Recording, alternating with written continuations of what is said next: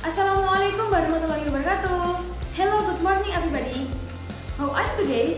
I hope your day is better. In here, we want to explain about the opinion that's agree about the BPJS. There are teams.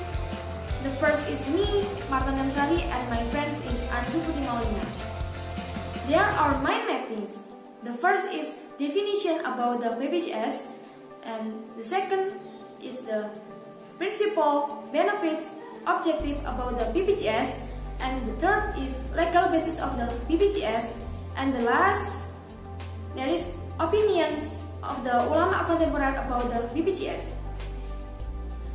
And the first topic want to explain about the definition about the BPJS will explained by Anju Putri Maulina. Okay, thank you, Marta. I will explain to you about the definition of BPJS, but before that, let me tell you about the insurance first. The word insurance comes from the Dutch word assurantie, which means coverage. Insurance gives legal liability to third parties that may be suffered by the insured, arising from an uncertain event, or to give something payment based on the death or life of an insured person. The insurance company is only a facilitator of the relationship between the participants who deposit the premiums or the insurer and the participants who receive the claim payments or the insured. Okay, then the definition of BPJS. BPJS are public legal entities which established to organize social programs. There are two kinds of BPJS. The first is BPJS of health, and the second is BPJS of employment. BPJS is directly responsible to the president, and BPJS of health is coverage for all the entire population in Indonesia, while the BPJS of employment coverage for the whole workers in Indonesia. Okay, the function of BPJS Health is to organize health insurance program, while the function of BPJS Employment is to organize A. Accident insurance, B. Pension plan, C. Pension security, and D. Life insurance. Okay, the legal basis of BPJS in Indonesia are stated in the first UUD 1945, then in Law Number 40 of 2004 concerning the National Social Security System, and the last Law Number 24 of 2011 concerning Social Security Administering Institutions. In carrying out the task I've mentioned before, BPJS has the authority to A. Collect contribution payments, B. Placing the Social Security Fund for short-term and long-term investment with considered aspects of liquidity, solvency, prudence, security of funds, and yields adequate. C. Supervise and examine compliance of participants and employers in fulfill its obligations in accordance with the provision Social Security national legislation. D. Make arrangement with health facilities regarding the amount of payment for health facilities which refers to the standard tariff set by the government. E. Create or terminate employment contracts with medical facility. F. Impose administrative sanctions on participants or employer who does not comply obligations. G. Report the employer to the agency that is authorities regarding non-compliance in to pay contribution or in fulfilling others' obligation in accordance with the provisions of laws and regulations. And the last, H. Cooperate with other parties in the framework of administering the Social Security program. Also, BPJS has the right to obtain operational funds for implementation programs sourced from Social Security Fund and or other sources in accordance with the provision of laws and regulations, and to obtain monitoring and evaluation results of the implementation of the Social Security Program from the DJSN every 6 months. DJSN is Dewan Jaminan Sosial Nasional. As also having the obligations as follows: A. Provide a single identification number to participants. B. Develop Social Security Fund assets and the BPJS assets for the maximum interest participants. C. Provide information through the printed mass media and electronics regarding performance, financial condition, as well as wealth and the results of its development. D. Provide benefits to all participants accordingly with the law of the National Social Guarantee System. E. Provide information to participants regarding rights and obligations to follow the provisions applied. F. Provide information to participants regarding procedures for obtaining rights and fulfilling obligations. G. Provide information to participants regarding pension balance and its development, one time in 1 year. H. Provide information to participants regarding the amount of pension entitlement one time in 1 year. I. Forming technical reserves in accordance with the standards common and generally accepted actuarial practices. G. Bookkeeping according to the standards applicable accounting in Operation Social Security. And K. Report on the implementation of each program, including financial conditions, periodically for 6 months once to the President with a copy to DJSN. I. Forming technical reserves in accordance with the standards common and generally accepted actuarial practices. J. Bookkeeping according to standards applicable accounting in Operation Social Security. And the last, report on the implementation of each program, including financial condition, periodically for 6 months once to the President with a copy to DJSN. Okay, next will be explained by Mbak Marta. About the explanation about the definition of BPJS, and the second I want to explain about the principle, objectives, and benefits of the BPJS. Principle of BPJS. The first is principle of mutual cooperation. This is a principle of cooperation. Jadi, yang pertama ini adalah prinsip kegotong royongan, yaitu prinsip kebersamaan antar peserta dalam menanggung beban biaya dari jaminan sosial yang diwujudkan dengan kewajiban setiap peserta membayar iuran sesuai dengan tingkat gaji, upah, atau penghasilannya. The second is principles of non-profit. This is a principle of non-profit is prinsip nirlaba adalah prinsip pengelolaan usaha yang mengutamakan penggunaan hasil pengembangan dana untuk memberikan manfaat yang sebesar-besarnya kepada seluruh peserta. The third is principle of openness. Jadi di sini adalah prinsip dari keterbukaan, yaitu prinsip mempermudah akses informasi yang lengkap, benar, dan jelas bagi setiap peserta.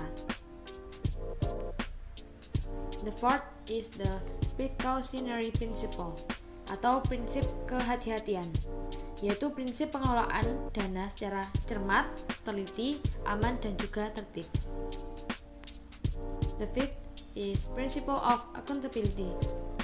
Jadi ada prinsip akuntabilitas, yaitu prinsip pelaksanaan program dan pengelolaan keuangan yang akurat dan dapat dipertanggungjawabkan. The sixth is the principle of portability. Jadi di sini adalah prinsip portabilitas, yaitu prinsip memberikan jaminan yang berkelanjutan meskipun peserta berpindah pekerjaan ataupun tempat tinggal dalam wilayah NKRI. Seventh is principle of participation. Jadi di sini adalah prinsip kepesertaan, yaitu bersifat wajib. adalah prinsip yang mengharuskan seluruh penduduk menjadi peserta jaminan sosial yang dilaksanakan secara bertahap. Jadi di sini adalah prinsip yang mengharuskan atau akan mewajibkan seluruh peserta itu menjadi seluruh penduduk itu menjadi peserta jaminan sosial. The last is the principle of trust funds, yaitu prinsip dana amanat, yaitu bahwa iuran dan hasil pengembangannya merupakan dana titipan dari peserta untuk digunakan sebesar-besarnya bagi kepentingan peserta jaminan sosial. Jadi prinsip ini adalah digunakan untuk keseluruhan atau pengembangan program dan untuk pembiayaan dari kepentingan setiap peserta. Jadi adalah fungsi dan kerja dari BPJS. First is function. Its function is to organize health insurance programs. Has a function of organizing a work accident health insurance program. Jadi fungsinya yaitu ada dua, yaitu fungsi yang pertama adalah berfungsi menyelenggarakan program dari jaminan kesehatan atau BPJS kesehatan. Yang kedua yaitu has a function of organizing a work accident health. Jadi yang sini itu menyelenggarakan program jaminan kesehatan dari kecelakaan kerja. Jadi di sini yang kedua itu adalah program jaminan kayak kematian, program jaminan dari dana pensiun, ataupun jaminan dari hari tua. The next is duty of BPJS. The first is conduct and or accept participant registration. Second, collect contribution from participant and employers. The third is receiving contribution assistance from the government. The fourth is manage social security funds for the benefit of participants. The fifth is collect and manage data on social security programs participants. The sixth is pay benefits and or pay for health service in accordance with the provisions of the social security programs. And the last, provide information about the implementation of social security programs to participants and the public. Jadi di sini ada beberapa dari tugas BPJS, yaitu yang pertama yaitu melakukan atau menerima pendaftaran peserta, yang kedua yaitu memungut dan mengumpulkan iuran dari peserta dan pemberi kerja, yang ketiga yaitu menerima bantuan iuran dari pemerintah, yang keempat yaitu mengelola dana jaminan sosial untuk kepentingan peserta. Selanjutnya yaitu mengumpulkan dan mengelola data peserta program jaminan sosial. Yang selanjutnya yaitu membayarkan manfaat dan membiayai pelayanan kesehatan sesuai dengan ketentuan program jaminan sosial. Dan yang terakhir yaitu memberikan informasi mengenai penyelenggaraan program jaminan sosial kepada peserta dan juga masyarakat. The next is benefits of health insurance and the general benefits of BPJS Ketenagakerjaan. The first benefits of health insurance is each participant is entitled to receive health and employment insurance benefits. There are individual service.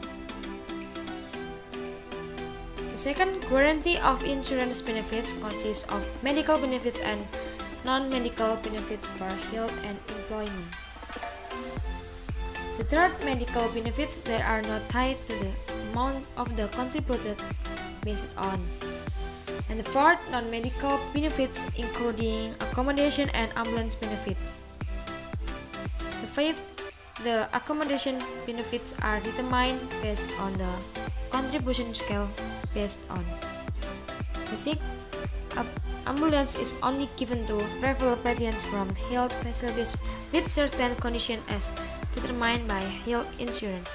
Ini yang pertama yaitu setiap peserta itu berhak memperoleh manfaat dari jaminan kesehatan yang bersifat pelayanan kesehatan perorangan, menyangkut pelayanan kayak seperti promotif, preventif, kuratif, dan juga rehabilitatif, termasuk pelayanan obat dan bahan medis habis pakai sesuai dengan kebutuhan medis yang diperlukan.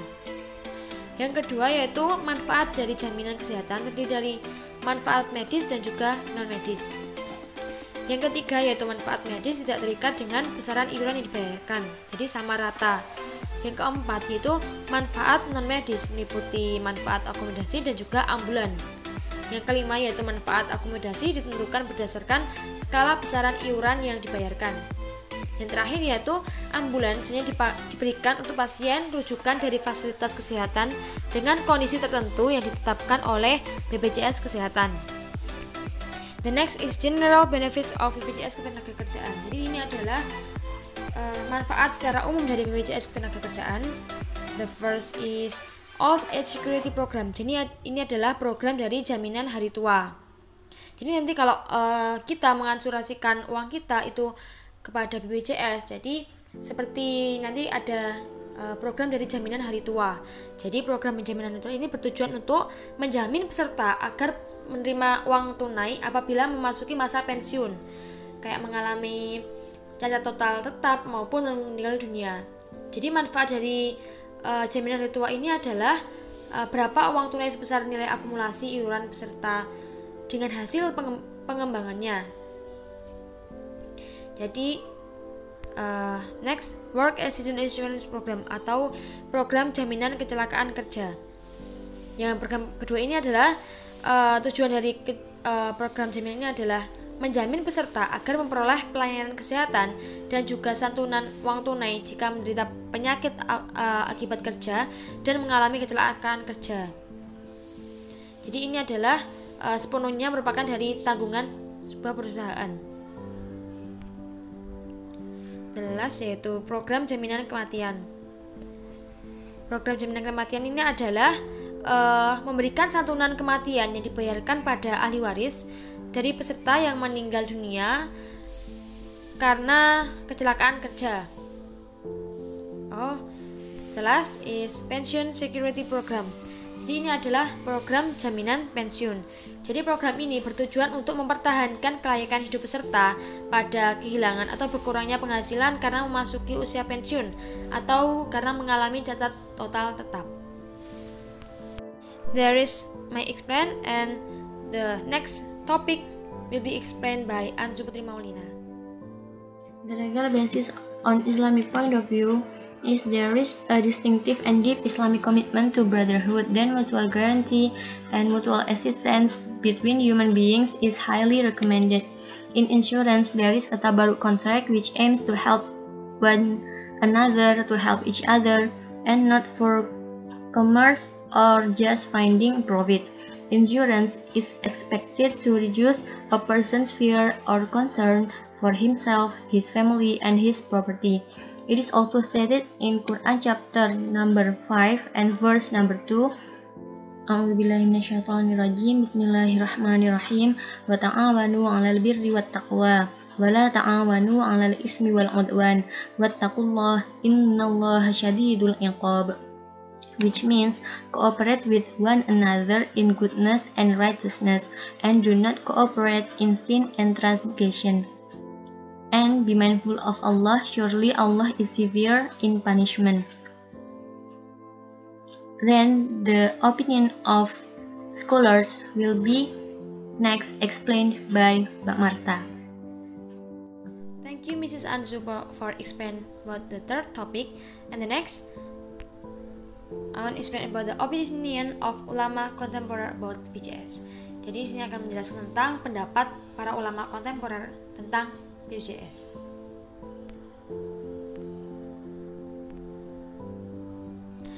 The first is Fatwa of the Indonesian Ulama Council, and the second is NU Fatwa. The first is Fatwa of the Indonesian Ulama Council state that BPJS Kesehatan was not in accordance with Sharia principles because in the contract there were still elements of gharar, maisir, and usury. Therefore, MUI recommends that the government establish ordinance and provide social security service based on Sharia principles. The second is NU Fatwa. According to the member of the head of the Basul Masail Commission session, Kiai Haji Aswar Sofwan MHI in Jombang, NU itself considers that the BPJS is not insurance but syirkah ta'awun is permissible. NU suggests that syirkah ta'awun should be understood as alms and helping each other. So that is not same as insurance that is profitable as alms. So people must be sincere in paying. Jadi pendapat yang pertama yaitu pendapat dari ulama Majelis Ulama Indonesia. Yaitu saya jelaskan tentang Majelis Ulama Indonesia dulu, yaitu berdiri pada tanggal 17 Rajab tahun 1395 Hijriah yang bertepatan dengan 26 Juli 1975 Masehi oleh Musyawarah Nasional 1 Majelis Ulama Indonesia di Jakarta. Lembaga ini dibentuk sebagai sebuah wadah musyawarah ulama, zuama, dan juga cendekiawan muslim. Tujuan dari majelis ini adalah mengamalkan suatu ajaran Islam untuk ikut serta mewujudkan masyarakat yang aman, damai, adil, dan makmur, baik rohani maupun jasmani, dan diridhoi oleh Allah Subhanahu wa Ta'ala dalam wadah Negara Kesatuan Republik Indonesia yang berdasarkan Pancasila. Jadi, MUI ini dalam mengeluarkan suatu fatwa itu didasarkan pada argumen dari Al-Quran dan juga hadis, ijma' dan juga qiyas. Lebih lanjut lagi, MUI dalam berijtihad menggunakan model ijtihad insya'i dan juga ijtihad intiqai atau metode bayani dan taklili. Jadi pendapat MUI tentang BPJS itu adalah sebuah fatwa yang dikeluarkan pada tahun 2015 yang bahwa MUI menyatakan bahwa BPJS itu adalah belum sesuai dengan prinsip syariah karena di dalam akadnya masih ada unsur gharar atau tidak jelas, maisir, dan juga riba. Gharar itu seperti penipuan dan tidak mengetahui suatu akadnya di dalamnya diperkirakan atau ya tidak ada unsur kerelaan. Dan maisir yaitu memperoleh keuntungan tanpa bekerja. Yang riba yaitu memang sudah dilarang oleh Islam.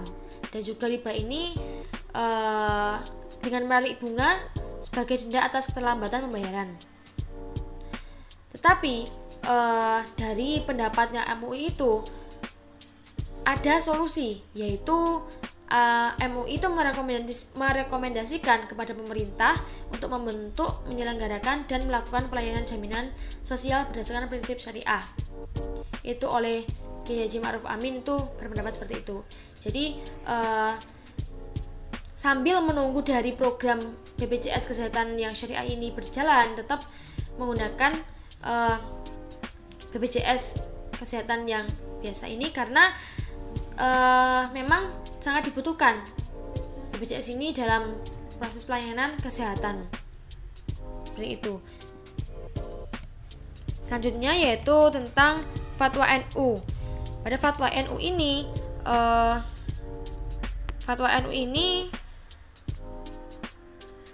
dijelaskan pada Muktamar ke-33 NU di Jombang.